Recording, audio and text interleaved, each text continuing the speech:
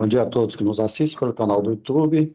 Com a composição regimental da primeira Câmara de Julgamento do Conselho de Contribuinte do Estado de Minas Gerais verificada, daremos início à sessão de julgamento do dia 4 de agosto de 2026. Inicialmente, eu cumprimento o advogado presente na sessão, Dr. João Vitor Xavier, que vai acompanhar essa sessão pela representação da Coty Brasil Comércio S.A. Cumprimento também os conselheiros que compõem conosco a sessão de julgamento na presente data, doutora Juliana de Mesquita Penha, doutor Dimitri Ricas Peters e doutora Jordane Raíssa de Souza Diniz, a quem eu cumprimento, né, que agora faz composição conosco aqui na primeira Câmara. Cumprimento também Maria Inês Gazinelli, que vai nos auxiliar na parte técnica dos trabalhos. Nós vamos iniciar a nossa sessão de julgamento anunciando o primeiro item da pauta, cujo PTA é de número 0100-452-885696, cuja autuada é Coty Brasil Comércio S.A., que também se apresenta como impugnante. Nesse processo é revisor geral da Silva Datas e é a relatora Juliana de Mesquita Penha, a quem eu passo a palavra para fazer isso revelar. Bom. Obrigado, senhor presidente. Aproveito a oportunidade para desejar um bom dia a todos, cumprimentá-los. Senhor presidente, antes de adentrar o relato dos autos, existe uma situação, pois além de termos um pedido de sustentação intempestivo nos autos, o procurador cadastrado seria o doutor Carlos Eduardo, sem poderes para subestabelecer esta representação. E, no caso, quem está presente nos autos hoje para sustentar é o doutor João Vitor Xavier. Portanto, não consta nos autos representação e procuração do doutor João Vitor. Desta forma, eu coloco a discussão para retirarmos o processo de pauta para que o doutor João Vitor possa sustentar nos autos na próxima sessão de julgamento. Ok, muito obrigado, doutora Juliana. A próxima sessão de julgamento, só um minutinho, o que eu vou conferir aqui, quando será? Na próxima. 13/8, obrigado, Inês. Então, seria a quinta-feira, né? É isso, né? Isso, próxima quinta-feira. Perfeito. Na próxima não, né? Na quinta-feira da semana seguinte, né? Da próxima Exato. semana. Nesse sentido, portanto, eu pergunto aos demais conselheiros se tem objeção para esse encaminhamento. De acordo. De acordo, sem objeções. Ok. Doutor João Vitor entendeu, portanto, o provimento da Câmara em relação a essa questão? Sim. Isso. Sim, Aí o senhor teria, portanto, o prazo de uma semana para providenciar a regularização da sua participação no processo. Perfeito. Em questão. Ok? Sendo assim, por unanimidade de votos, fica deliberado pela primeira Câmara de Julgamento a retirada do processo de pauta, marcando-se essa pauta, portanto, para o dia 13/8, oportunidade na qual a gente vai fazer apreciação e adentrarmos na questão de mérito desse processo. Agradeço a sua presença na sessão, doutor João, muito obrigado pela presença e tenha um bom dia. Bom dia, obrigado. Dando sequência aos nossos trabalhos, anuncio agora os dois seguintes itens da pauta, o item 2 e item 3. Respectivamente considerados são os PTAs de número 0100-478-239911 e 0100-478-229443. Todos têm como autuada Visual Arco-Íris Limitada, que também se apresenta como impugnante. Nesse caso, Jordane Raíssa de Souza Diniz é revisora e Dimitri Ricas Peters é o relator, a quem passa a palavra para relatar, por favor. Obrigado, senhor presidente. Bom dia. Bom dia, conselheira Jordane Diniz. Bom dia, conselheira Juliana de Mesquita Penha. Bom dia, Maria Inês, nossa assessora de Câmara. Bom dia a todos que nos acompanham pelo YouTube. O lançamento versa sobre a constatação de que, autuado no período de janeiro de 2024 a dezembro de 2024, deu entrada e promoveu a saída de mercadorias sujeitas ao regime de substituição tributária desacobertadas de documentação fiscal. Infrações essas apuradas através do levantamento quantitativo financeiro diário. Existe o ICMS acrescido da multa de revalidação disposta no artigo 56, inciso 2, combinado com o parágrafo 2º, inciso 3 desse mesmo artigo, e da multa isolada prevista no artigo 55, inciso 2, a linha A, ambos artigos da Lei 6763 de 1975.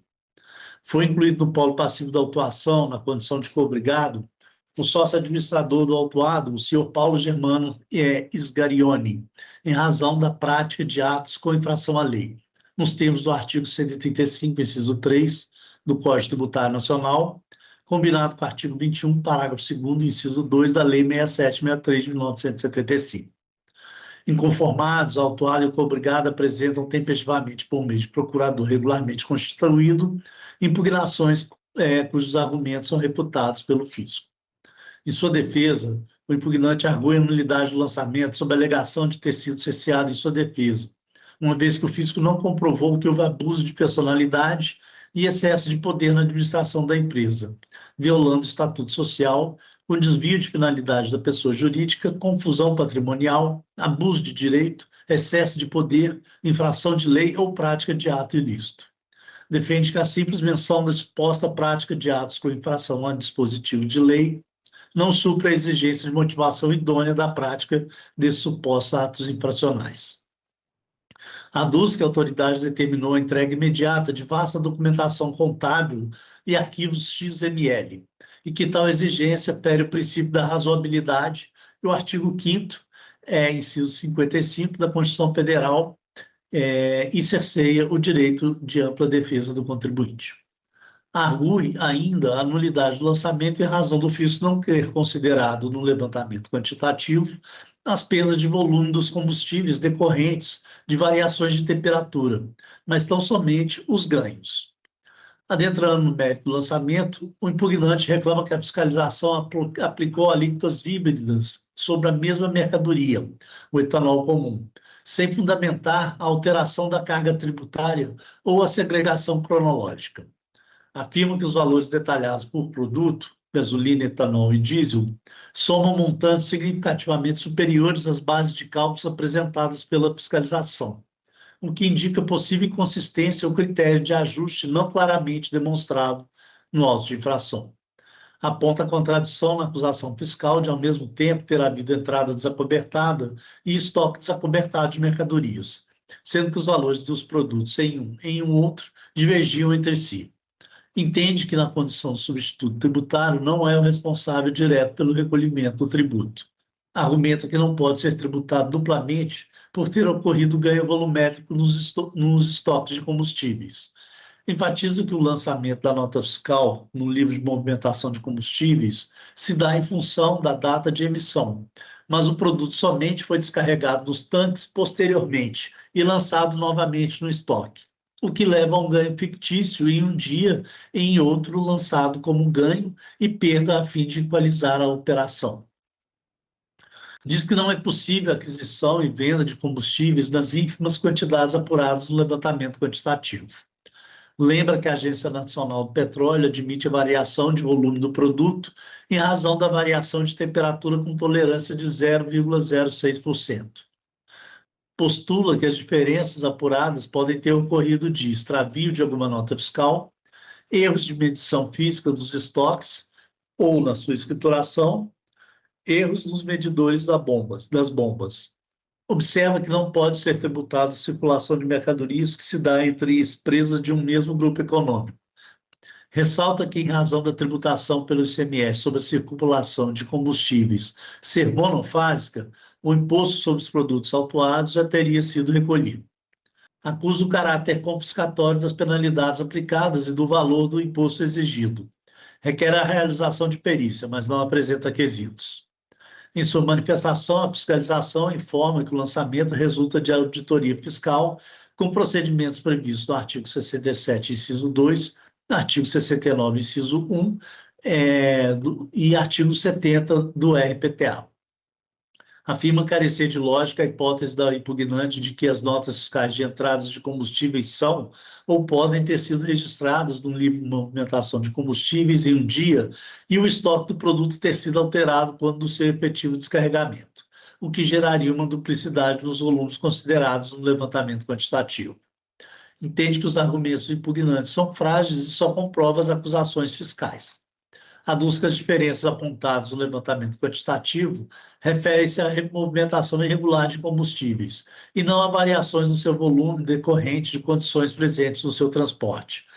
Afirma que o impugnante não apresentou qualquer elemento que comprovasse suas assertivos sobre a variação volumétrica de combustíveis decorrente de variações de temperatura ambiente. Observa que consta no livro de movimentação de combustíveis do estabelecimento a realização de apenas 2 procedimentos de aferição de volume ao longo do exercício de 2024, o que não compromete a integridade dos cálculos apresentados no levantamento quantitativo. Ressalta que, em geral, nas análises dos livros de movimentação de combustível, confrontando o estoque escritural com o medido ao final do dia, em períodos superiores a 30 dias, percebe-se que as perdas e ganhos de volume de combustíveis resultantes da variação de temperatura se equivalem, produzindo diferenças absolutamente insignificantes no estoque de combustível medido em relação ao escritural. Entende que não procedem os argumentos do impugnante acerca da nulidade da peça fiscal, em razão da intimação do auto de início de ação fiscal a exigir a apresentação imediata de arquivos e documentos, uma vez que este auto de início de ação fiscal foi emitido apenas para formalizar a ação fiscal, nos termos do artigo número 70 do RPTA. Pede, então, que seja julgado procedente o lançamento. Este é o relatório, senhor presidente. Ok, obrigado. Portanto, processo em discussão. Senhor presidente, eu tenho uma proposta de medida de converter, propor um despacho interlocutório, em razão assim, de que boa parte da argumentação do impugnante ela é centrada da desconsideração do fisco, né, no procedimento de levantamento quantitativo. Ele alega que o fisco desconsiderou as perdas de combustíveis decorrentes das variações de temperatura ambiente, né? Por sua vez, em sua manifestação, o fisco ele não aborda de forma mais específica e precisa essa questão, né? Mas fala apenas que, ao longo de um período maior, os ganhos e perdas de volume de combustível decorrente de variação de temperatura ambiente tendem a se anular. Bom, como se trata de uma questão que tem uma certa relevância, né, para a decisão da questão, eu estou entendendo que seria interessante requerer do impugnante, né, que apresentasse o estoque inicial e final, né, de combustíveis registrado por ele no seu livro de movimentação de combustíveis, uma vez que o estoque inicial e final, considerado levantamento quantitativo pelo fisco, foi extraído no livro registro de inventário. Solicitar também ao impugnante, né, que apresente o somatório do volume em litros das perdas e dos ganhos de combustíveis registrados no livro de movimentação de combustíveis ao longo do exercício autuado. E, por fim, que ele aponte e demonstre, caso assim deseje, né, as operações em que o volume de entradas e ou saídas desacobertadas de combustíveis apontados pelo fisco estariam justificados pela variação volumétrica dos seus estoques decorrentes da alternância da temperatura ambiental, em acordo com o limite 0,6% previsto na portaria do Departamento Nacional de Combustíveis número 26 de 1992 e na resolução da Agência Nacional de Petróleo número 884 de 2022. Essa é a minha proposta, senhor presidente. Ok, obrigado, conselheiro Dimitri. É só para entender aqui esse aspecto. Nós estamos falando de um levantamento quantitativo, né? Sim, levantamento quantitativo. E no levantamento quantitativo não foi considerado esse estoque inicial e final, não? Foi aquele estoque inicial e final constante no livro registro de inventário, né?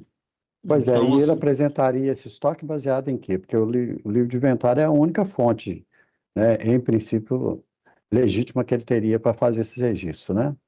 do livro de movimentação de combustíveis, né, que é um outro registro, né, constante da extração fiscal digital, né. A princípio, eu entendo até que os dois vão ser iguais, né, Entendi. mas para... Você quer confirmar, então, se há divergência entre esses dois registros, é isso? Exatamente, exatamente. Ok. Uhum. As conselheiras Jordânia e conselheira Juliana Mesquita entenderam o questionamento Entendi. levantado pelo relator? Entendi. Ok. Com a palavra, então, em princípio, a conselheira Jordânia, que é a revisora, para se manifestar sobre essa proposta, por favor. Perfeito, bom dia a todos. Senhor presidente, eu estou de acordo com o relator, Dimitri Ricas, e tem um complemento de que no LMC também devem ser registradas essas variações volumétricas dos combustíveis em função da alteração de temperatura ambiental. Portanto, estou de acordo com a solicitação do relator. Ok. A conselheira Juliana tem a palavra Sem para se manifestar sobre objeções. a proposta. Bem, Sem objeções, senhor presidente.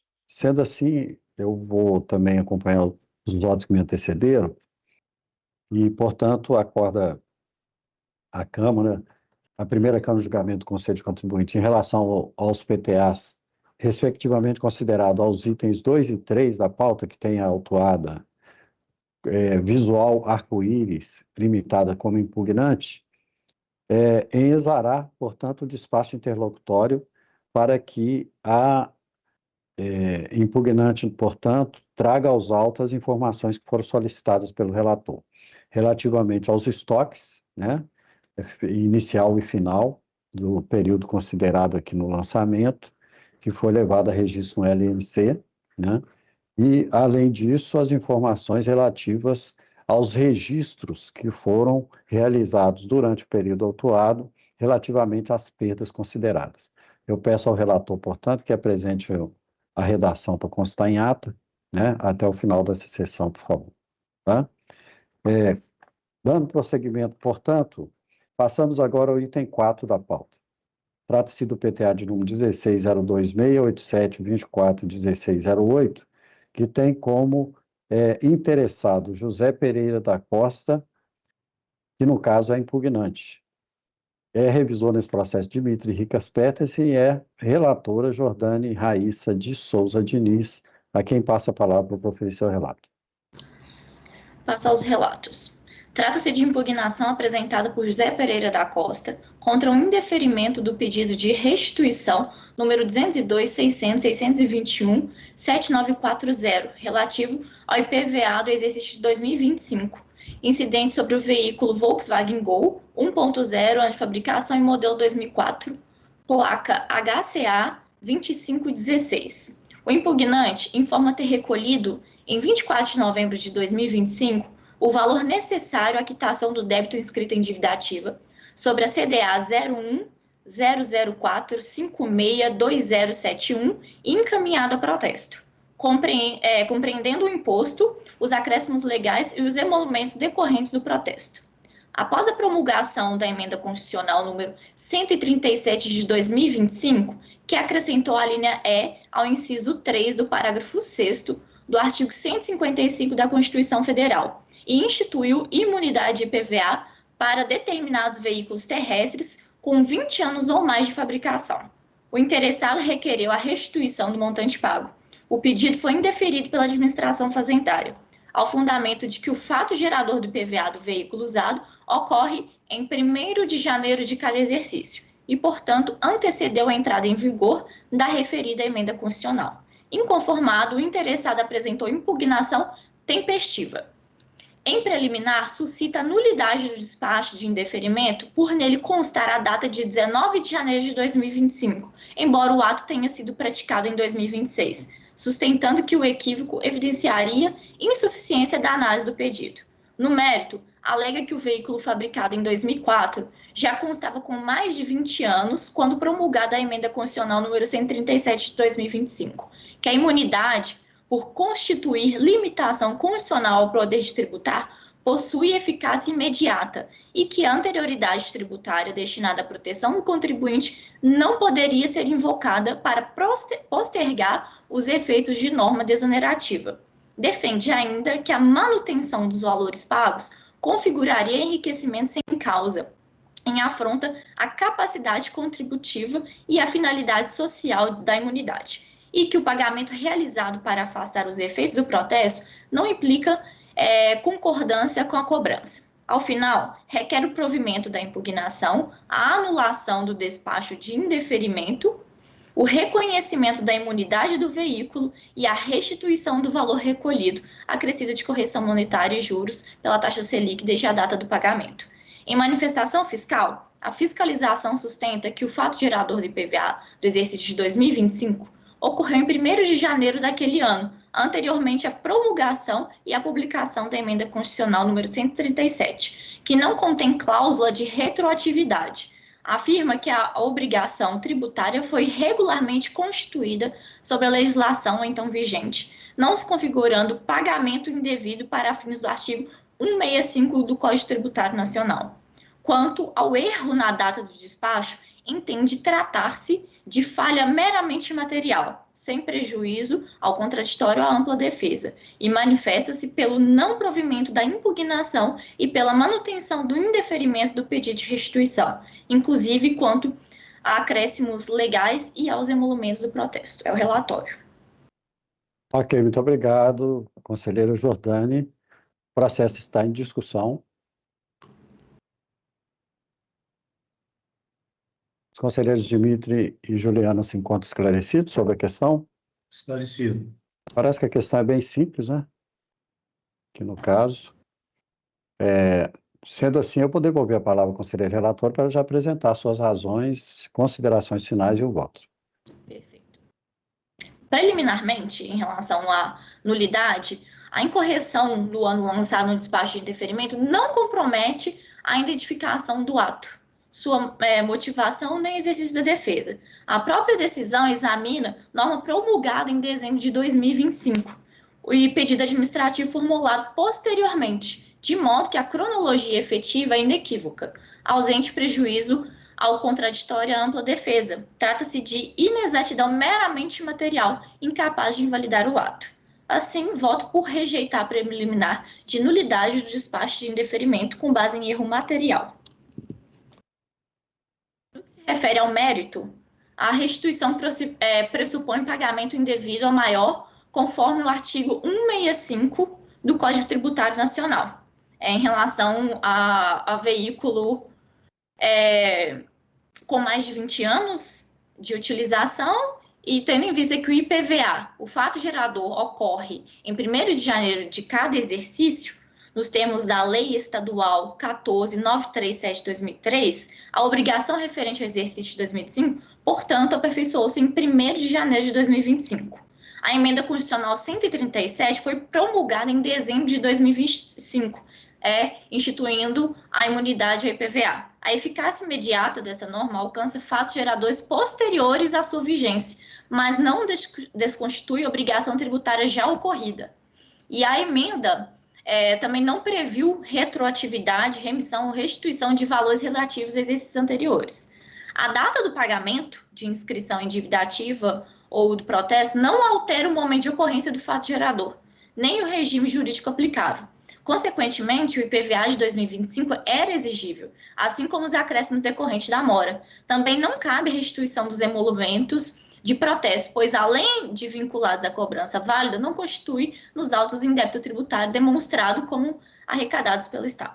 Não há enriquecimento sem causa, pois o recolhimento decorreu de obrigação validamente constituída. Os princípios invocados não autorizam conferir eficácia retroativa não prevista em imunidade constitucional superveniente. Diante do exposto, em relação ao mérito, nego o provimento à impugnação e mantenho o indeferimento do pedido de restituição, preservada a integralidade da exigência relativa ao IPVA de 2025 e seus acréscimos legais. É o voto. Obrigado, conselheira Jordani. Então, no seu voto, você julga pela improcedência da impugnação ao ato que indeferiu a restituição, é isso, né? Isso mesmo. Ok. Obrigado. Com a palavra, conselheiro revisor Dimitri Ricas Petri, as suas considerações e seu voto. Obrigado, senhor presidente. O voto da ilustre relatora foi muito minucioso e completo, né? Não tenho nada a acrescentar ou nenhum reparo a fazer. Eu acompanho integralmente no seu voto. Muito obrigado, conselheiro Dimitri. Com a palavra, conselheiro Juliano Mesquita Penha, por suas considerações e seu voto. Obrigado, senhor presidente. Eu também, sem nada a acrescentar, voto pela improcedência da impugnação. Ok, muito obrigado. Considerando também que ela fez uma consideração aí a respeito do argumento lá do erro material, né, que poderia comprometer, né, nesse caso, rejeitando as prefaciais, né, para os dois conselheiros, o revisor, Exatamente. não é isso? Uhum. Então, ok, eu acompanho os votos que me antecederam também, no mesmo sentido, por entender também que não restou demonstrado, portanto, a irregularidade da exigência conforme, ou melhor dizendo, a irregularidade do despacho que indeferiu o pedido, né, de restituição, conforme alegado pela defesa. Nesse caso, portanto, acorda a primeira Câmara de Julgamento do Conselho de Contribuinte, portanto, em preliminar, em rejeitar a prefacial arguída e, no mérito, em julgar improcedente a impugnação ao ato que indeferiu o pedido de restituição apresentado.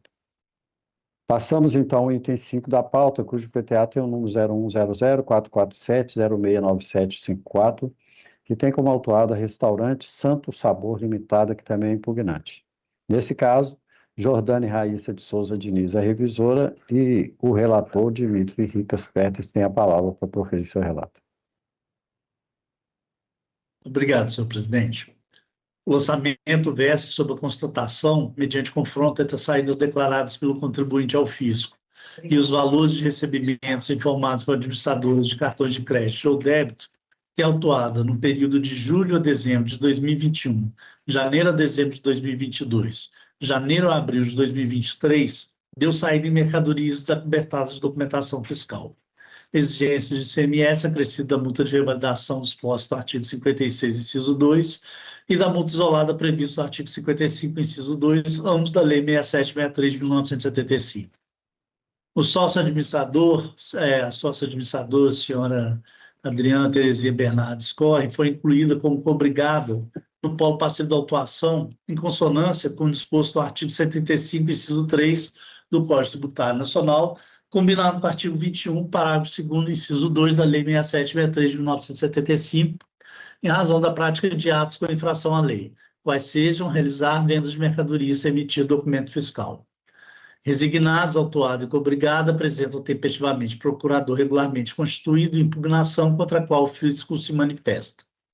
Em sua defesa, os impugnantes arguem a nulidade do lançamento em razão da ausência de extratos e relatórios das operadoras de cartão de crédito no processo tributário administrativo, detalhando as transações efetuadas nas máquinas de cartões, o que lhe impediu o exercício do seu direito de ampla defesa e ao contraditório.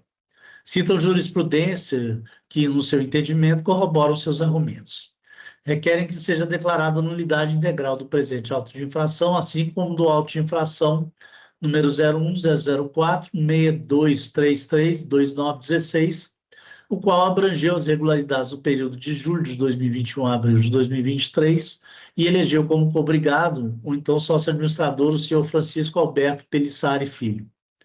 Tópico seguinte, os impugnantes alegam que a eleição dos sócios-diretores para o passivo do lançamento representa uma afronta direta e contundente ao princípio fundamental da autonomia patrimonial da pessoa jurídica, um dos pilares do direito empresarial brasileiro.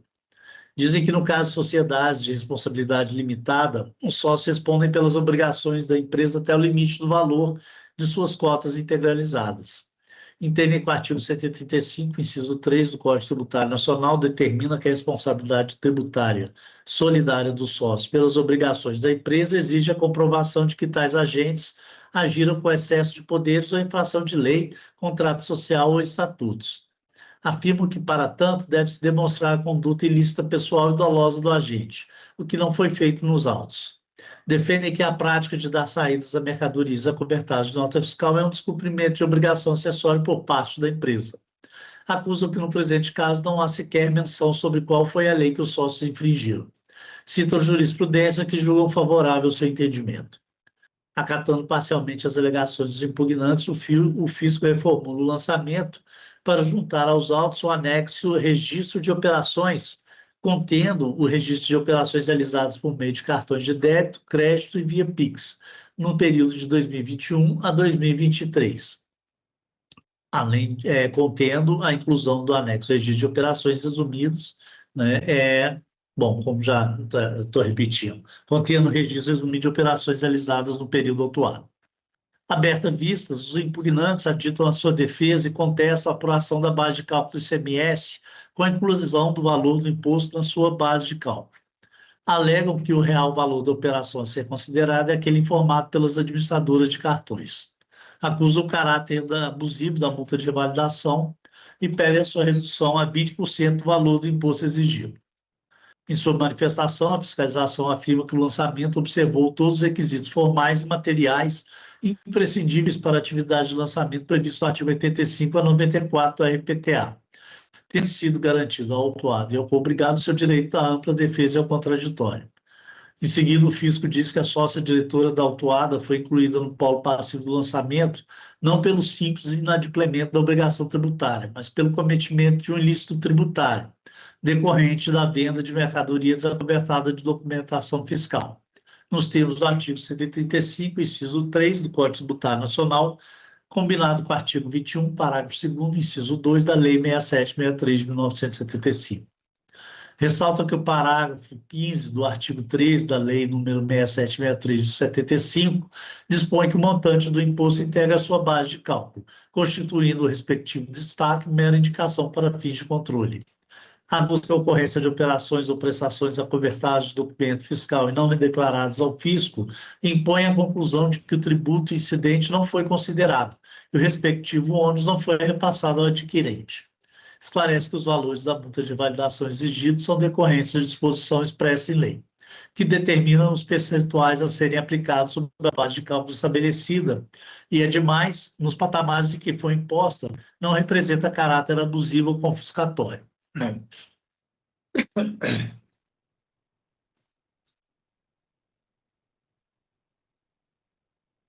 Em sessão realizada no dia 1º de maio de 2026, essa primeira Câmara de Julgamento do Conselho de Contribuinte de Minas Gerais decide converter o julgamento em diligência para que a fiscalização junte aos autos os PGD-AS referentes aos períodos de apuração considerados no lançamento. Conforme termo de reformulação às páginas 135, em atendimento ao determinado pela referida primeira Câmara, um fisco juntou os documentos então requeridos. Aberta vistas, os impugnantes não se manifestaram. Em manifestação às páginas 142 e 143, o fisco apenas informa o ocorrido. É este o relatório, senhor presidente. Ok, obrigado, conselheiro Dimitri. O processo está em discussão.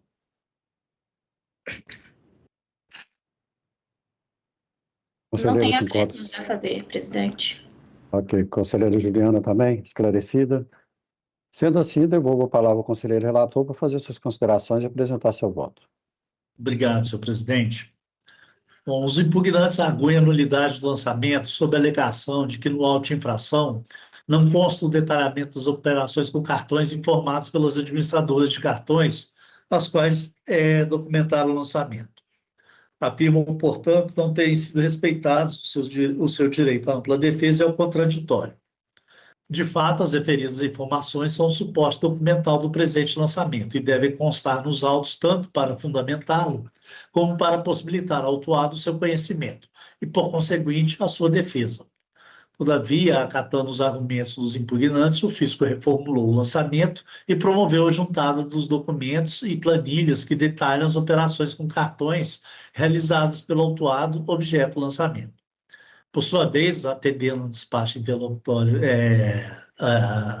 a diligência exarada por essa primeira Câmara, por ocasião da sessão realizada em 1º de maio de 2026, a fiscalização juntou aos autos as PGD-AS relacionadas com o período autuado. Desta feita, sanada a deficiência, verifica-se que o auto de infração contém os elementos necessários e suficientes para que se determine com segurança a natureza das infrações, as infringências cometidas, e as penalidades aplicadas encontram-se legalmente embasadas. Todos os requisitos foram observados, formais e materiais imprescindíveis para a atividade de lançamento previstos nos artigos 85 a 94 do RPTA. Os documentos e fundamentos legais estão presentes nos autos e foram concedidos ao autuado todos os prazos legalmente previstos para apresentar a sua defesa, em total observância ao princípio da ampla defesa e do contraditório. Rejeita-se, pois, a nulidade arguída. Quanto ao mérito, destaca-se que os pugnantes não contestam a ocorrência das infrações. Não obstante, cumpre lembrar que o procedimento denominado conclusão fiscal e análise da documentação subsidiária e fiscal da autuada para apuração de operações de saídas são tecnicamente idôneos e previstos no artigo 194, inciso 1, 5 do Regulamento CMS 2002 e no artigo 159, incisos 1 e 5 do Regulamento CMS 2023. As informações utilizadas pelo fisco foram obtidas através das declarações das empresas administradoras de cartões e ainda nas declarações prestadas pelo contribuinte ao fisco através da PGD-ASD. Nos termos do inciso 3 do artigo 132 do Regulamento CMS 2002, no artigo 93, inciso 3, a linha A, do Regulamento CMS 2023, são considerados ainda documentos fiscais as informações prestadas pelas administradoras de cartões. A obrigatoriedade de emissão de nota fiscal na hipótese de pagamento efetuado por meio de cartão de crédito encontra-se também previsto no parágrafo 2º do artigo 12 do anexo 5 do Regulamento CMS 2002 e no artigo 31 do Regulamento CMS 2023. Ressalta-se que na hipótese de saída de mercadoria sem emissão de documentação fiscal, a apuração do imposto se faz fora do regime especial de tributação do Simples Nacional, nos termos do artigo 13, parágrafo 1º, inciso 13, a linha F da Lei Complementar número 123 de 2006. No presente caso, a ocorrência de operações ou prestações acobertadas de documento fiscal e não declarados ao fisco impõe a conclusão de que o tributo ali incidente não foi considerado na sua base de cálculo e o respectivo ônus não foi repassado ao adquirente. Por sua vez, o parágrafo 15 do artigo 13 da Lei número 6763 de 1975 dispõe que o montante do imposto integra a sua base de cálculo, constituindo o respectivo destaque mera indicação para fins de controle. Dessa feita, correta a apuração de base de cálculo efetuada pelo fisco, uma vez que o valor da operação da transação informada pelas administradoras de cartões não considera o imposto incidente sobre a respectiva operação. No cálculo do crédito tributário foi corretamente observado o Código Nacional de Atividade Econômica do Contribuinte, restaurantes e similares, e aplicou-se a alíquota de 18% com redução da base de cálculo de 53,33%, conforme artigo 12, inciso 1, a linha D, subalínea D1, e artigo 12, parágrafo 71 da Lei 6763 de 1975, e ainda item 23 do anexo 2 do Regulamento do ICMS 2023. O valor da multa de revalidação exigido decorre de disposição expressa do artigo 56, inciso 2 da Lei 6763 de 1975, não havendo margem para a redução pretendida pelos impugnantes.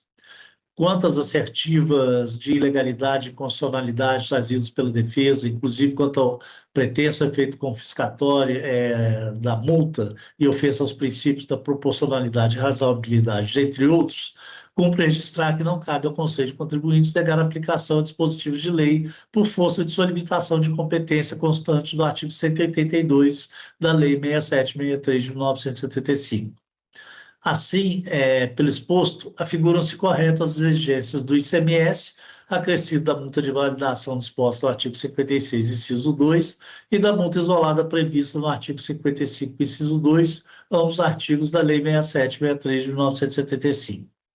Quanto à cobrigada, a sócia administradora da autuada, esta foi corretamente incluída no polo passivo da autuação, em consonância com o disposto no artigo 185, inciso 3 do Código Tributário Nacional, combinado com o artigo 21, parágrafo 2º, inciso 2 da Lei 6763 de 1975, em razão da prática de atos com infração à lei, quais sejam realizar venda de mercadoria sem emitir documento fiscal.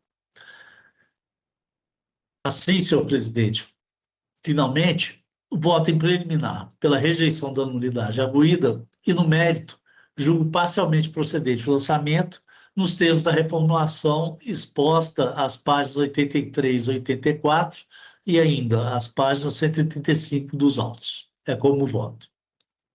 Ok, muito obrigado, conselheiro Dimitri. Com a palavra, a conselheira Jordânia Diniz, para suas considerações e seu voto como revisora. Considerando que o voto do conselheiro Dimitri foi detalhado, eu vou acompanhar o voto do relator, tanto nas preliminares quanto no mérito.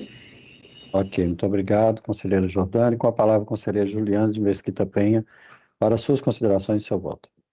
Obrigado, senhor presidente. Eu acompanho os votos. Ok, muito obrigado, conselheira Juliana.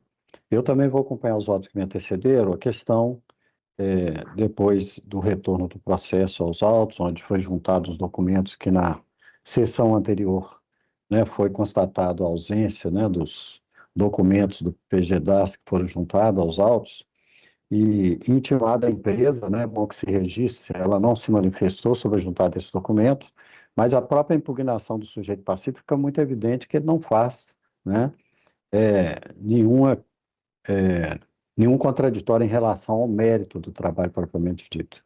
Parece que a resignação dele fica muito restrita à questão da sujeição passiva, né? Mas nos autos ficou bastante evidenciado que o procedimento adotado pela fiscalização é um procedimento regular, idôneo, e que naturalmente chegou às conclusões que a empresa não conseguiu trazer elementos que afastassem as conclusões do fisco. Razão pela qual eu também acompanho os votos no sentido de entender como parcialmente procedente o lançamento, né, uma vez que eu rejeito também as nulidades arguídas, exclusivamente para considerar as reformulações que o próprio FIS operou no lançamento, que consta das páginas 83 e 84 e as páginas 135.